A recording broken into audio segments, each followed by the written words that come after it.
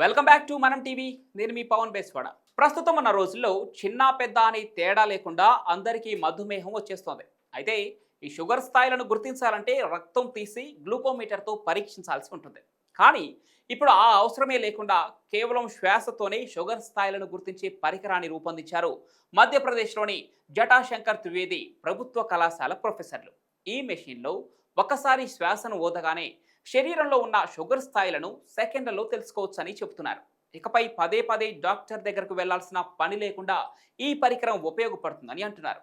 అయితే ఇది ఖచ్చితమైన చక్కెర స్థాయిలను వెల్లడించనప్పటికీ రీడింగ్ను మూడు విధాలుగా చూపిస్తుంది. లో అనే ఇండికేటర్ చూపిస్తే శరీరంలో చక్కెర స్థాయిలు తక్కువగా ఉన్నాయని అర్థం. మోడరేట్ అని చూపిస్తే చక్కెర స్థాయి సాధారణంగా ఉందని అర్థం.